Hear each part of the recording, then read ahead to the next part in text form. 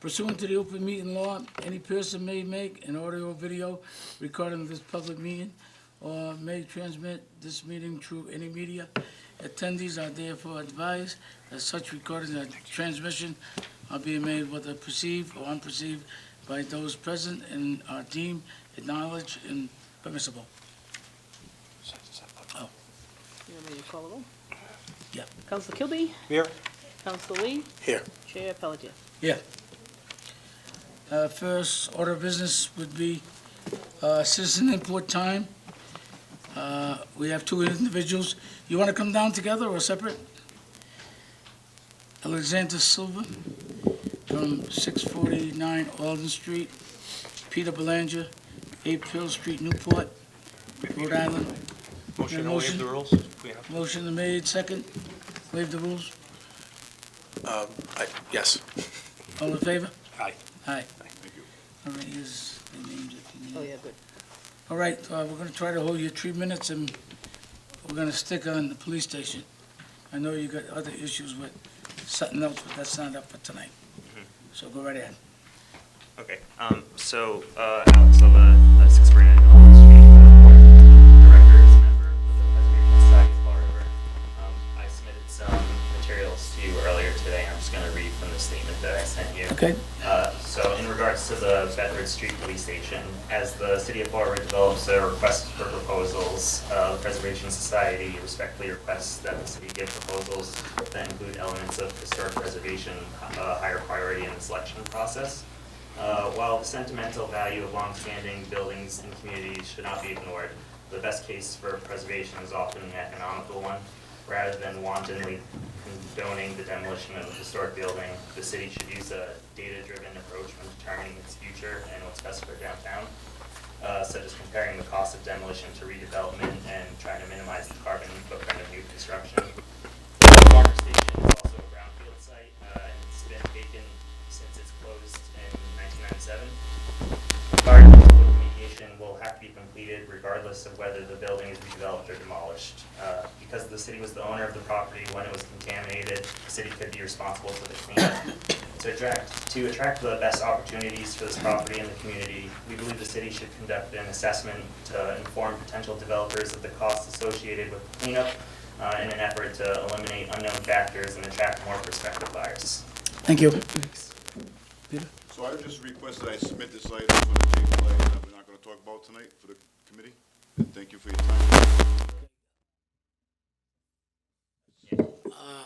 I can get you some information and mail it to you from the Corporation Council. Good. We're not going to talk about it tonight. That's because fine, that's fine. It's not on the agenda, and we'll give it the address, and maybe if you wanted to call you, she could call you too if you want, Yeah, whatever good. you want. We're still You just want to looking- leave your number? Yeah, Yeah, I can do that. Yeah. I can email that and we can put the contact Okay. information. All right. Still just looking for the purchase and sale agreement. Thank you. Thank you. Give me your number. I had a question. Do we make any kind of motion to place on file? It's already been tabled Okay. previously. She'll give you a call.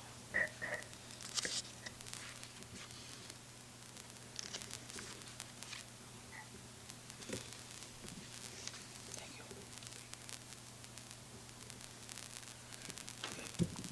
All right, all set. Okay, first item on the agenda, resolution discussing the former police station located 158 Bedford Street, prepare for a request for proposal, adopted 2/25/220. Matt, Tammy,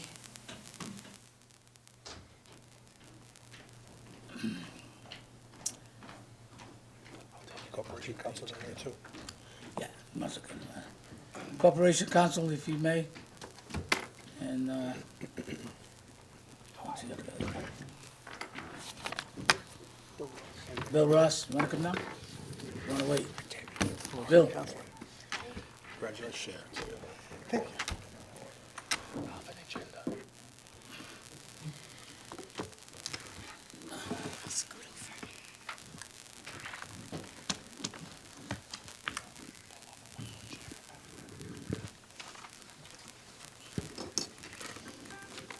Oh, here we go.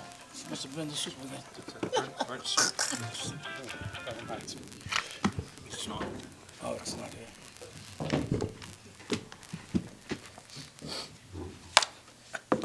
All right. As you know, is a strong push by me and maybe some of my council, certainly to get rid of that police station in a fast fashion. The fastest we can go, the better. I know we got some opposition from the Preservation Society, but again, you know, that place has been empty for 22 years. We try to dump it 2-3 times, and you go by there and nothing's changed. And it's not gonna change until we decide to have somebody that can do something with it, or city knocks it down. It just can't stay that way. You're talking about streetscapes and making it beautiful. Here you go. You're gonna do something on Bedford Street, and you still got the police station there. So that's where we're headed. So, I don't know, Matt, you got something drawn up yet, or? Counselor, at the mayor's request and Mary's request, I took the last RFP, by the way, Matthew Thomas, Oh, I'm 4 sorry. Park Place, Suite 101, New Bedford, Massachusetts. Waive the rules. Made, so made? Second. I don't think we have to, but that's all right. Yeah. Okay, Tammy, your name, your title, please. Tammy Latino, project manager and purchasing agent. Alan Rumsey, Corporation Counsel. Bill Roth, Planning Director. Mary, just in case. Mary Sahadi, CFO and City Administrator. Okay, we know everybody. Go Thank ahead. you. So, Counselor, at the mayor's request and at Mary's request, I took the last RFP that had gone out on this and have been reworking it so that we're almost ready to put it back out. The goal is that it would go out and that it would have a response date of April 24th. April 24th? Yeah, that would allow us to put it out, put notice of it and allow a response time on it. Also, it would allow site visits on the property. So that's the fastest track. Yeah, to make all the dates, that really is. And what it would do is, there would be a site visit, excuse me a second. I believe it's April 12th on the property. Oh, I apologize. April 7th would be the site visit. That would still give them a couple of weeks to put anything else they had together. And in order to propose, they would have to have a cover letter. There'd be 6 copies in 1 CD of the packet, a cover letter, a development proposal, and a price proposal. The development proposal would have to describe their ownership and organizational structure, the proposed use of the property, their timeline for commencing and completing development of the property, and I'll talk about that in a second, their prior experience, especially in dealing with brownfields, because this is a brownfield, and sources of funds and financing to complete the purchase and the development of the property, and then they'd have to sign the typical tax certificates and good taxpayer certificates and everything else that the law requires. They would have to also list it if there had been any actions taken against them by any regulatory agency or litigation pending against them. And then there'd be a price proposal. And then there's a comparative evaluation criteria, and that would be reviewed by a proposal review team that would be made up of Mrs. Sahadi as the custodian of tax possessions, Mr. Roth as the city planner, the executive director of the Community Development Agency, that's Mr. Dion, yourself, and one other counselor that you would appoint. So there'd be 5 members on it. Okay. They would then review the criteria under a evaluative criteria matrix, come out with the one that they feel is best. We would then look at the prices and compare the two. What we're proposing as redevelopment benchmarks for the property is that, assuming that they respond by April 24th, and we notify them of a successful bidder, that a mutually agreeable purchase and sale agreement would have to be executed by June 12th of 2020. The property would have to be conveyed by December 31st, 2020. The reason there's a period of time is there's a due diligence period they're going to have to go through, because they're going to want to become a prospective purchaser, so that they're not in the line of liability from the contamination side. So they're going to have to do a phase 1. We already have a phase 1 and a hazmat on the property, but they're old, so they're going to have to do them again. And that would then allow them to become a prospective purchaser, which means that they will not be in the chain of liability for the contamination. So that's why we're saying December 31st of 2020, to have all that in place. That's when they'd have to buy it by. All the environmental remediation would have to be done by December 31st of 2021, and all their bank financing for construction would have to be secured by that date. Now, they may do it so that they do acquisition and construction in one package of financing. That's still available for discussion. They'd have to begin construction by June 1st, 2022, and be done with construction with a certificate of occupancy by June 1st, 2023. So I know it seems like a long period, but for a project like this, in a strategic area like this, to have it done correctly and make sure that the i's have been dotted and the t's have been crossed, this is pretty much the quickest time frame that you can go. All right. And that's why we're going request for proposals, not an auction. Right. If you did an auction, we talked about, you weren't at the last meeting, we talked about this, but we've discussed this in the Yes. past. If you do an auction, it is impossible to put these types of restrictions after the fact. You can try to pre-qualify a bidder as much as you can, but you can't control the timeframes afterward. These would have timeframes and controls that are typical of redevelopment timeframes, where if they don't hit them, there would be reverter clauses. So people who are watching the meeting at home, I just But just so wanted they to know. clarify. So this is the best way to ensure that they do what they say they're gonna do. You know, when it got sold the last time, there was a lot of talk about what was gonna happen to it, but there was no way to really enforce that. When we do a tax possession, this is a tax possession, when we do a tax possession auction, it's usually on a single-family home or something like that, where it's not a strategic property for the most part. We tried to do some tax possessions that were bigger, front-loading them with qualification requirements, but there's no way to control what happens after the fact. This is the best way on a strategic property. In the RFP, we also set forth all of the various credits that they could apply for. We talk about the city's housing district, the arts and entertainment district, and a little bit about zoning. For the preferred use of the property, we're talking that the city recognizes that, the way it says is, a successful and vibrant downtown and central business district depend on a mix of mutually supportive uses, including office, retail, and residential.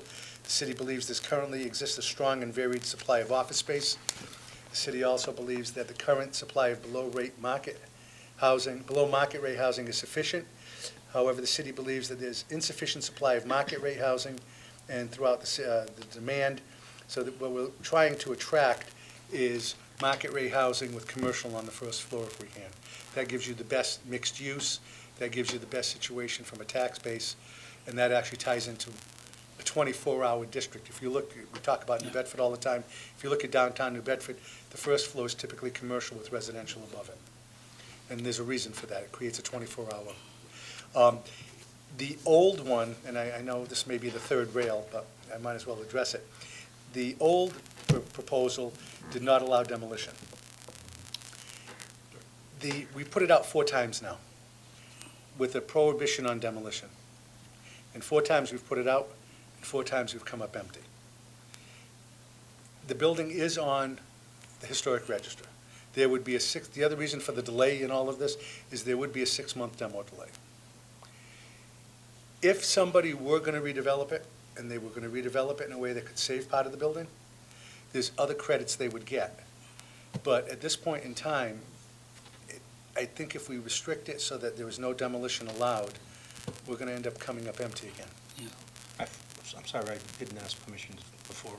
No problem. Councilor But Kilby. I'm in agreement with you. I'm on record the last time this was before us, that maybe this is time, not the last shot, basically, as Councilor Pelletier said, to, you know, to do the right thing and give then- someone an opportunity. Other than that, it can't just sit there.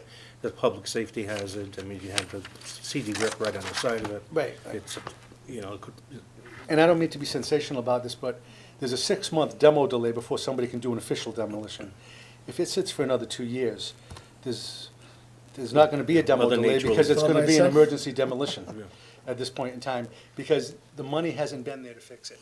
Now, as for the money, the RFP does require, has a suggested minimum bid to it of $60,000, which I believe is what's outstanding. But it provides that you can bid less than that as long as you explain what are the economic and conditions on the property that warrant you bidding less than that. that was my next question. So you just have to justify why you're going lower than that. But we have an obligation to try to get what's outstanding on it. But realizing that the condition of the property, it makes sense to allow, actually, the suggested bid is $81,550. But you can, it says right in here, you can bid less than that as long as you're explaining why you're bidding less than that. And that won't be held against you. Thank you, Attorney Thomas, always well-prepared, as usual. Thank you, Counselor. I yield. Councilor Lee? My question was about the past 4 times. Was demolition a deal breaker on any of those 4? Every single time, if you replied with a proposal that demolished it, you were deemed unresponsive I see, okay, thank you, I yield. on the last 4 times. Okay. Is it billable? I mean, can he put a 12-story building up there? Yes or no? Well, that was his first proposal to me, and then he cut it down. He says he's gonna put 48 units. And can he get all the permits for that? Counselor, before he answers, let me just caution you that what you're talking about is just in general. We Yeah. won't know who actually gets it till Yeah. they go through the RFP Yeah. process. Okay. If there's If someone they that comes up, respond. okay. Right, but this is hypothetical that you're talking about right now. Yeah, Okay. Hypothetical, 12 stories would probably, in my estimation, be kind of difficult Yeah. for the site. I mean, you have parking issues, you have, you know, just space issues. It would exceed zoning requirements, so, you know, it's difficult to kind of theorize about a 12-story building, you know, on such a small site. Yeah. So I think it's probably, you know, that would be probably putting 10 pounds of potatoes in a 5-pound sack. But, you know, there Well- are a lot, you should be able to get density and some height in there and units in a mixed-use environment there, especially with the, you know, Bedford Street, you know, we're gonna be looking at revitalizing this area. all right, well, you know, somebody already went down and looked at it. Yeah. I don't know, did you go in? I didn't go in. Did one of you, anybody go in with him? I believe To which- I believe it was Mr. Gallagher. Mr. Gallagher?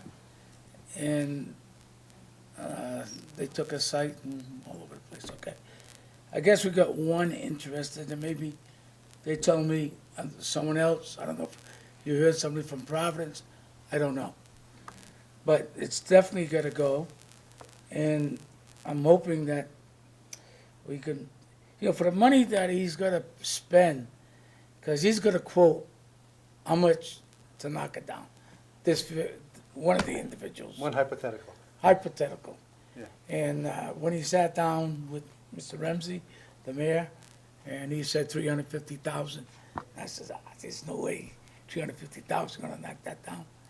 And I don't think I sat in on any meeting. No, in all the right, police I station, apologize. so- I thought you were there. And after he left, the mayor says, what do you think? He said, he'd never do it. But he had somebody go out there, check it out. He got a price for 1.3. That's about right. So, yeah, that's what I figured, over $1 million. So the thing is, you and I know that he certainly didn't want to make a bid too high,